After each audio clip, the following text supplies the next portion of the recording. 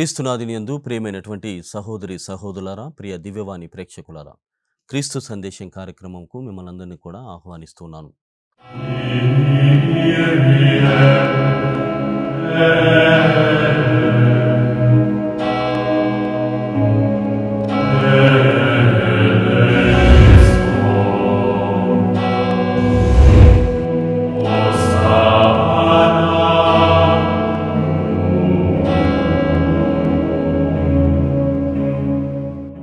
ప్రియ దివ్యవాణి ప్రేక్షకులారా, మనము క్రీస్తు సందేశం కార్యక్రమంలో భాగంగా పునీత రెండవ జాన్ పాల్ పాపు గారి యొక్క పవిత్రమైనటువంటి ఆధ్యాత్మిక అభ్యాసాలను మనం నేర్చుకోవడానికి ప్రయత్నం చేస్తున్నాం ఈ క్రీస్తు సందేశం కార్యక్రమం ద్వారా.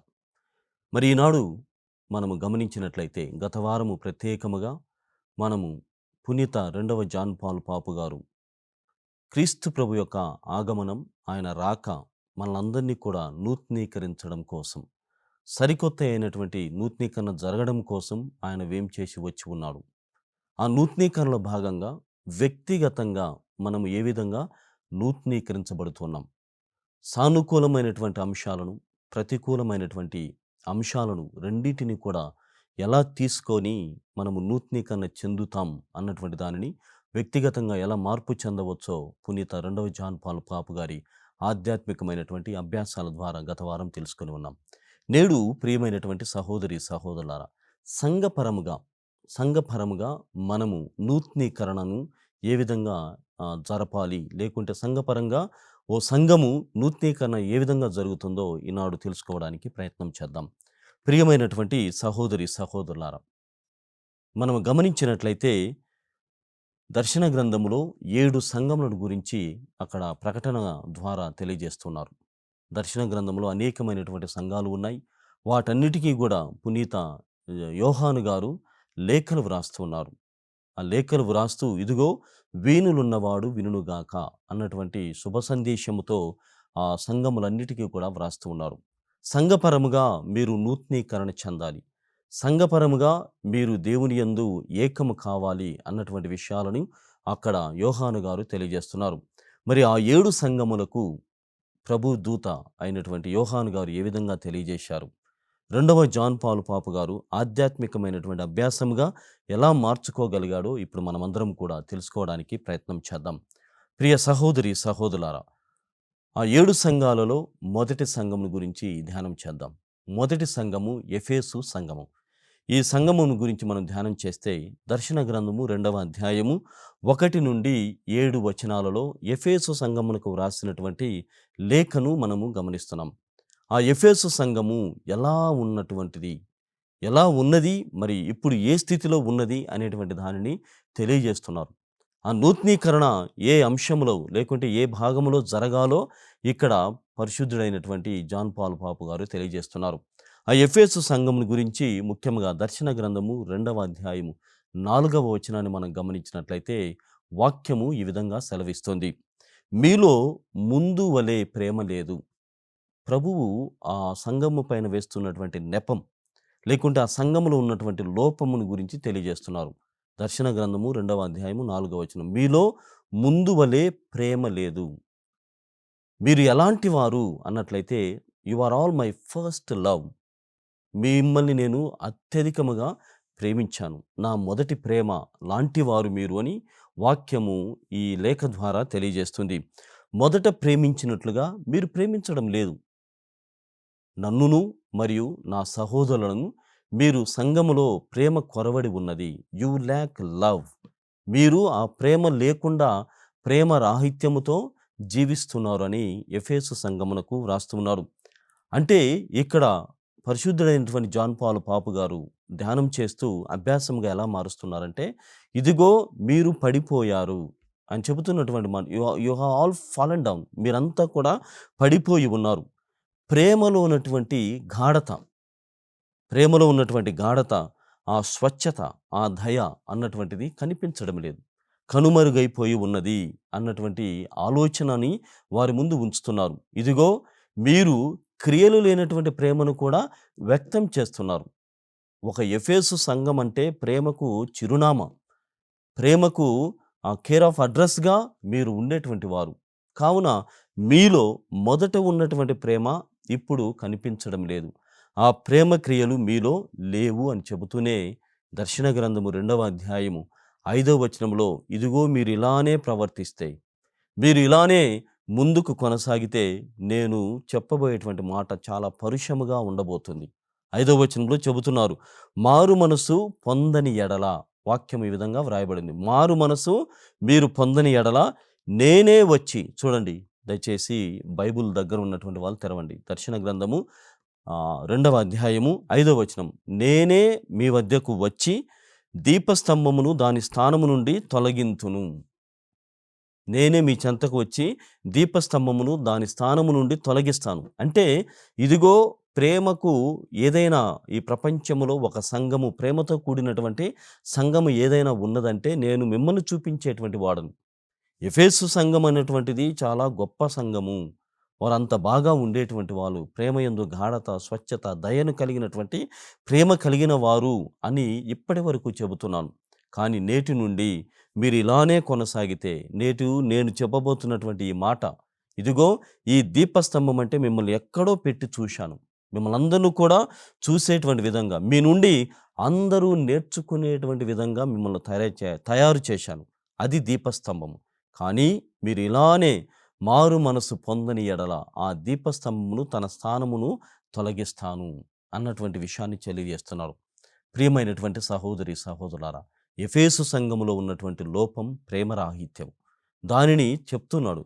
ఇదిగో in order to be restored in Christ, క్రీస్తులో నూతనీకరణ చెందడము కోసం మీలో ఉన్నటువంటి లోపాన్ని నేను ఎత్తి చూపుతున్నాను.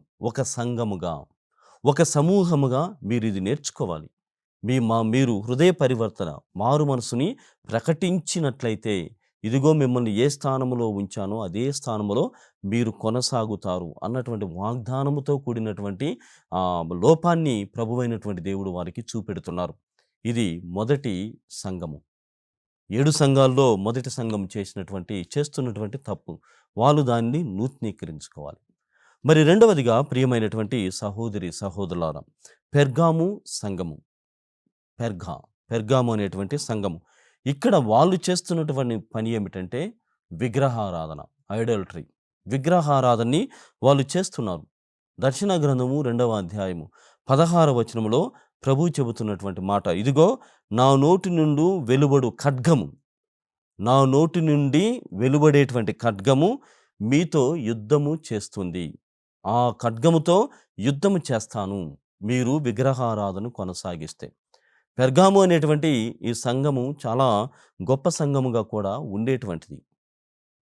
కానీ వాళ్ళు విగ్రహారాధన అంటే అనేకమైనటువంటి ఈ కల్చర్స్, సంస్కృతులు, లేకుంటే వేరే వాళ్ళందరినీ కూడా కలుపుకోవడము అనేటువంటి మంచితనములో వాళ్ళు కన్ఫ్యూజ్ అయిపోతున్నారు.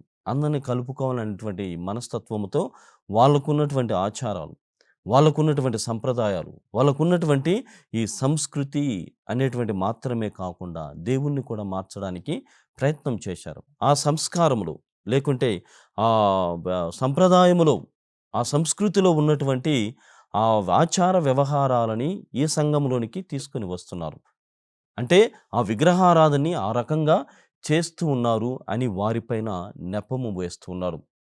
అయితే మీరు ఇలానే కొనసాగిస్తే, వాళ్ళ లోపాన్ని చూపిస్తున్నాడు. తర్వాత జరగబోయేటువంటి విషయాన్ని సైతము ఇక్కడ ప్రభువైనటువంటి దేవుడు వాక్యము ద్వారా సెలవిస్తున్నారు. మీరు ఇలానే కొనసాగితే 16వ వచనంలో నా నోటి నుండి వెలువడు ఖడ్గము. ఆయన నోటి నుండి వెలువడేటువంటి ఖడ్గము ఏమిటంటే వాక్యము. ఈ ఖడ్గము అనేటువంటి వాక్యముతో నేను యుద్ధము చేసేదను, మీతో ప్రత్యక్షముగా యుద్ధము చేస్తాను అని ఆ పెర్గోము సంఘమునకు ప్రభువైనటువంటి దేవుడు సెలవిస్తున్నాడు.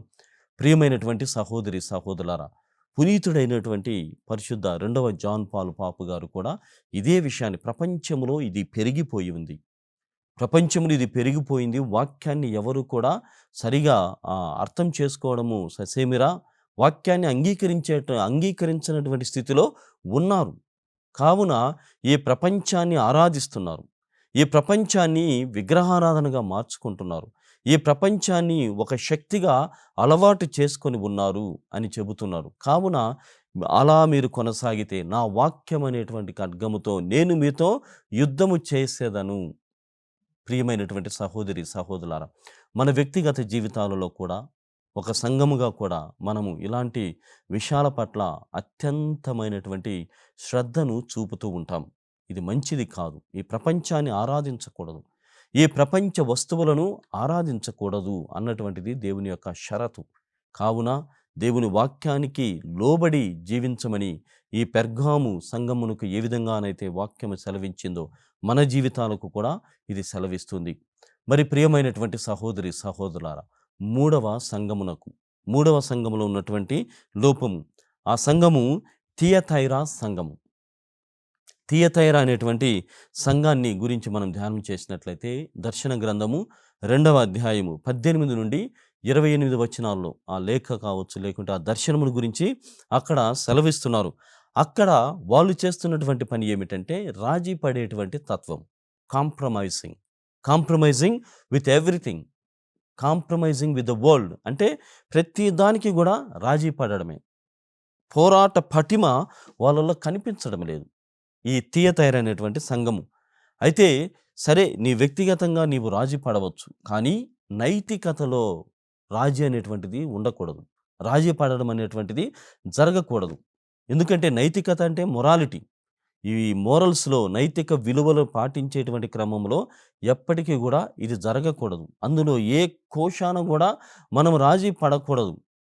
ఎందుకంటే ఒక వ్యక్తిగా నీవు పాటించేటువంటి విలువలు, నీవు అనుసరించేటువంటి ఆ నైతికమైనటువంటి విలువలకి చాలా ప్రాముఖ్యత ఉన్నది. అదే నీవు కోల్పోతే నీకంటూ ఉనికి ఉండదు. ఇది ప్రభువైనటువంటి దేవుడు పరిశుద్ధుడైనటువంటి 2వ జాన్ పాల్ పాపు గారి ద్వారా ఆ సంఘమును గురించి తెలియజేస్తూ మనకు కూడా చెబుతున్నాడు.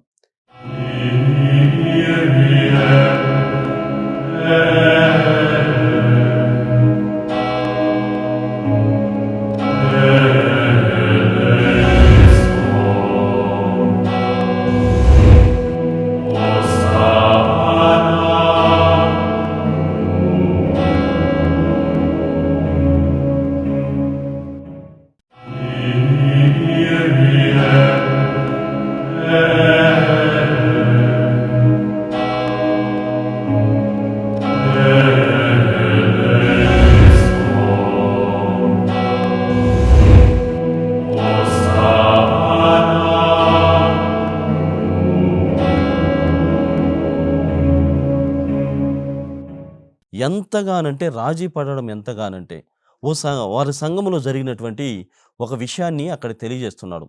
వారి మధ్యలో ఒక ప్రాఫెటస్ అనేటువంటి ఆమె ఉండేటువంటిది. ఆ ప్రవక్తి పేరు ఎసేబేలు అనేటువంటి ప్రవక్త ఉన్నది. అయితే ఆమె విషయంలో మీరేం చేశారు? ఆమె చేస్తున్నటువంటి పని మంచిది కాదు, ఆమె బోధ మంచిది కాదు. కానీ మీరేమో ఆమెను ఒక ప్రవక్తిలాగా ఎన్నుకుంటున్నారు, ఆమెను అలా చూస్తున్నారు. ఆమె మంచిది కాదు. ఆమె స్వభావము ఎలాంటిదంటే జారత్వము కలిగినటువంటి స్త్రీ. ఆమె జారత్వము కలిగినటువంటి స్త్రీ, వ్యభిచారిణి అయినప్పటికీ కూడా మీరు రాజీ పడుతున్నారు. అది మీకు నేను తెలియజేస్తున్నాను. వినుటకు వీణులున్నవాడు వినుగాక అన్నటువంటి వాక్యముతో ముగింప చేస్తున్నాడు. ప్రియమైనటువంటి సహోదరి, సహోదరులారా, ఈ థియతైరా అనేటువంటి సంఘము ఈ నైతికతలో ఇంతగా దిగజారిపోయి ఉన్నది. ఎసేబేలు అనేటువంటి ప్రవక్త ఉన్నది. ఆమె వ్యక్తిగతమైనటువంటి జీవితాన్ని, నైతికమైనటువంటి జీవితాన్ని, ఆధ్యాత్మికతను గమనించినట్లయితే ఎందుకు పనికిరానటువంటి ఆమెగా ఆమె మన మధ్యలో నిలుస్తుంది. ఒక స్ఫూర్తి లేదు, ఒక ప్రేరణ ఆమె నుండి మనకు దొరకదు. అయితే ఆమె అందులో కూడా వ్యక్తిగత జీవితము, జారత్వముతో ఉన్నటువంటి ఆమె పట్ల మీరు వ్యవహరించవలసినటువంటి తీరు ఏమిటి? ఆమెను అక్కడ నుండి తొలగించాలి. ఎందుకంటే ఆమె సంఘమును దోచుకుంటుంది.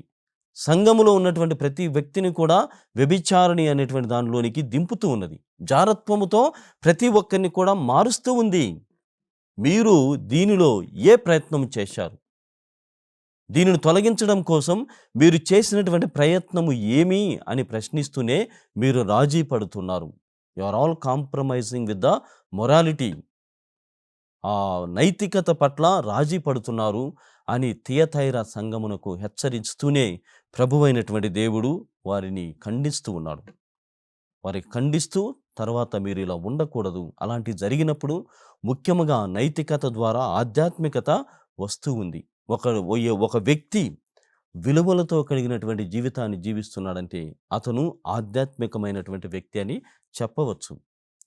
ఓ వ్యక్తి విలువల కోసం ప్రాకులాడుతూ ఉన్నాడంటే దేవుని పట్ల అతనికి భయభక్తులు ఉన్నవని మనము చూడకనే చెప్పవచ్చు. కావున మీ సంఘమును చూస్తే ఎవరైనా కానీ ఇది భయభక్తులు కలిగినటువంటి సంఘము. నైతికత, ఆధ్యాత్మికత అక్కడ పండుతున్నటువంటి విధముగా ఆ సంఘము ఉన్నది అని చెప్పుకోవాలి.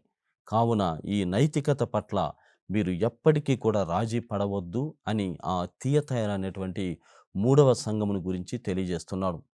ప్రియమైనటువంటి సహోదరి, సహోదరారా, తర్వాత 4వ సంఘము. ఈ నూతనీకరణ అన్నటువంటిది మనం గత వారము వ్యక్తిగతంగా ఏ విధంగా చేసుకోవచ్చు అని తెలుసుకున్నాం.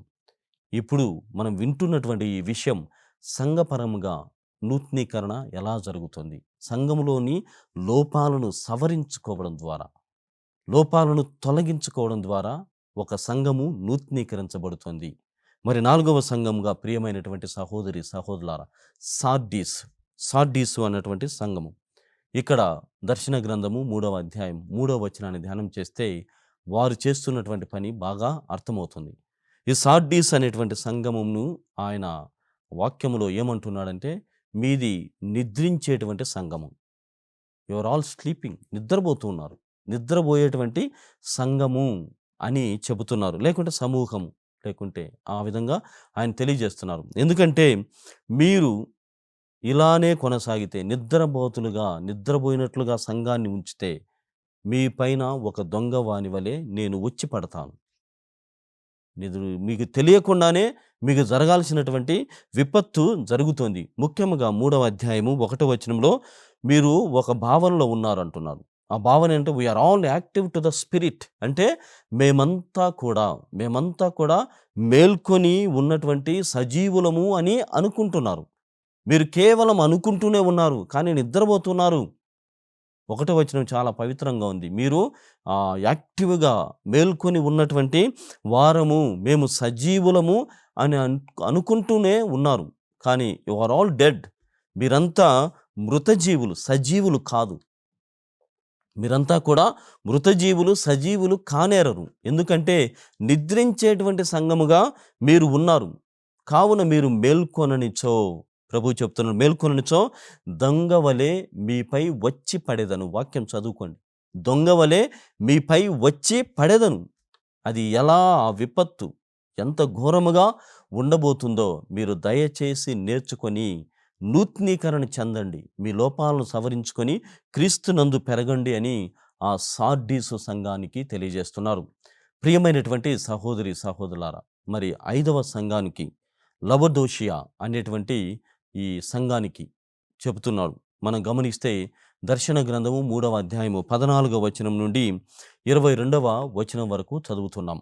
ఈ లవొదోషియా అనేటువంటి సంఘం, ఇది టెపిడ్ మెంటాలిటీ, అంటే పిరికితనముతో ఉన్నటువంటి సంఘము.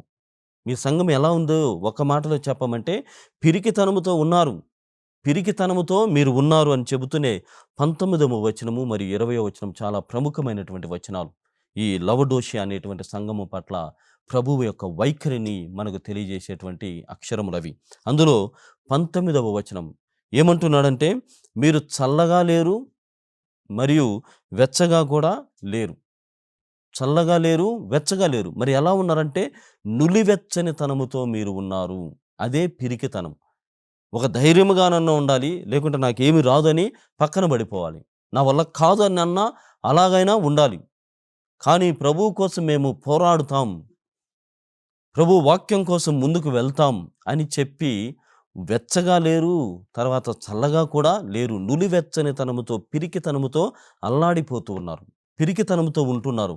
కావున ఓ లవొదోషియా సంఘమా, మీ సంఘము ఏ సంఘము అంటే అది పిరికితనముతో ఉన్నటువంటి సంఘము అని 19వ వచనంలో చెబుతున్నారు. అంతటితో ముగించలేదు వాక్యం. అంతటితో ముగించలేదు. కాబట్టి మీరు నులివెచ్చని తనముతో ఉన్నారు కాబట్టి నా నోటి నుండి మిమ్మల్ని ఉమ్మివేస్తూ ఉన్నాను. బయట పడేస్తున్నాను. నా నోటిలో మీరు తిరుగాడేటువంటి వారు. ఆ మాటలకున్నటువంటి ఆ గాఢత, ఆ పవర్, ఆ శక్తి ఎంత అంటే వాక్యం క్రీస్తు ప్రభువులో నలిగారు. ఎప్పుడు చూసినా కొన్నిసార్లు ప్రియమైనటువంటి సహోదరి, సహోదరులారా, మన వ్యక్తిగత జీవితాలలో కూడా కొంతమందిని మనం ఎప్పుడు చూసినా వాళ్ళ గురించే మాట్లాడుతూ ఉంటాం. తిన్నా, కూర్చున్నా, పరిగెత్తినా, లేదంటే ఎవరితోనైనా మాట్లాడినా ఎప్పుడూ ఒక వ్యక్తిని లేకుంటే ఒక సంఘాన్ని ఎక్కువగా మాట్లాడుతూ ఉంటాం. ఎందుకు మాట్లాడతాం అంటే అంతగా వి ఆర్ ఆల్ ఎఫెక్టెడ్, అంటే అంతగా ప్రభావితం చేశారు కాబట్టి మనము వారి గురించి ఎక్కువగా మాట్లాడతాం. ఈ లవోడోషియా అనేటువంటి ఈ సంఘాన్ని కూడా ప్రభువైనటువంటి దేవుడు అంతగా కోరుకున్నాడు. ఒక మంచి సంఘము ఉంది అంటే గన ఇలా పేర్లు చెప్పేటువంటి ఈ సంఘాలను గురించి తెలియజేసేటువంటి వారు. కానీ మీలో ఇప్పుడు ఈ పిరికితనము దాపురించి ఉన్నది.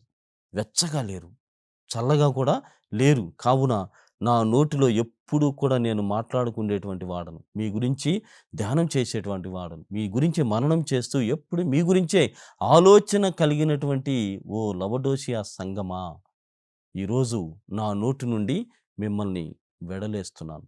నా నోటి నుండి ఉమ్మిని బయటికి ఏ విధంగానైతే ఉమ్మి వేస్తారో అది పనికిరాదు అన్నటువంటి విధముగా మీ సంఘాన్ని నేను ఉమ్మి వేస్తున్నాను, బయట వేస్తున్నాను అని ఈ 19వ వచనములో చెబుతున్నాడు. ఈ మీడియోక్రిటీ అనేటువంటిది మీకు దాపురించింది. అంటే నాసిరకపు విశ్వాసం.